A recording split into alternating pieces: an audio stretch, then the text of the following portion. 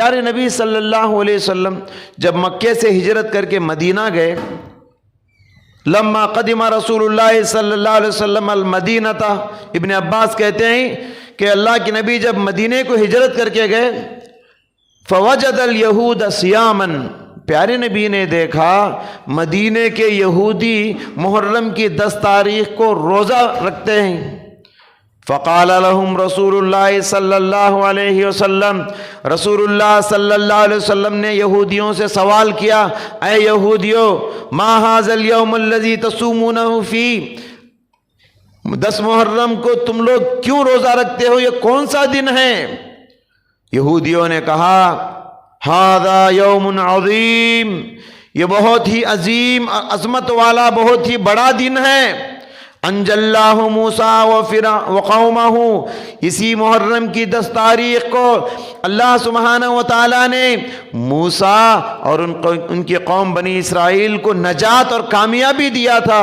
وغرق فرعون وقومہ، اور اسی محرم کی 10 تاریخ کو فرعون اور فرعون کی قوم کو اللہ تعالیٰ نے سمندر میں غرق کر دیا تھا۔ فصامہ موسیٰ شکراً، تو شکرانے کے طور پر حضرت موسیٰ علیہ السلام نے محرم کی 10 تاریخ کو روزہ رکھا۔ فنحن نصومہ، اسی لیے ہم لوگ بھی محرم کی 10 تاریخ کو روزہ رکھتے ہیں۔ پیارے نبی صلی اللہ علیہ وسلم نے صحابہ سے عرض کیا، فنحن احق بموسیٰ منکم، یہودیوں سے پیارے نبی نے فرمایا کہ موسیٰ علیہ السلام کی خوشی کو منانے کا حقدار تم سے زیادہ ہم ہیں۔ موسیٰ علیہ السلام کی کامیابی پر خوشی منانا یہ تم سے زیادہ ہم حقدار ہیں۔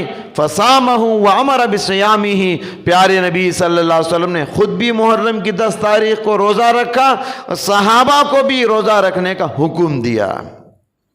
معلوم یہ ہوا محرم کی 10 تاریخ کو موسیٰ علیہ السلام کی کامیابی کی خوشی میں ہم سب کو روزہ رکھنا چاہیے۔ اس کو یوم عاشورہ کا روزہ کہتے ہیں۔ اس کی فضیلت یہ بیان کی جاتی ہے کہ من صام یوم عاشورہ، جو آدمی یوم عاشورہ کا روزہ رکھتا ہے اس کے گزرے ہوئے 1 سال کے گناہ معاف کر دیے جاتے ہیں، مٹا دیے جاتے ہیں۔ بہرحال اس روزے کو رکھنے کی ہمیں سے ہر ایک کو کوشش کرنی چاہیے۔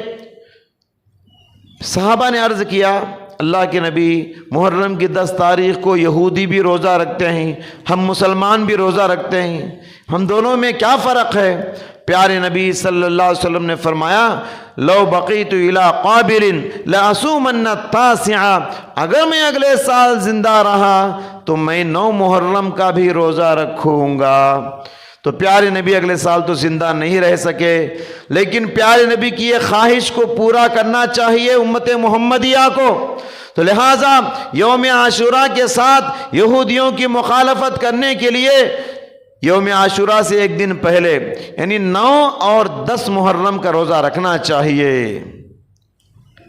یعنی ہمارے ہندوستان کے حساب سے اگست کی 19 اور 20 تاریخ آتی ہے، جمعرات اور جمعہ۔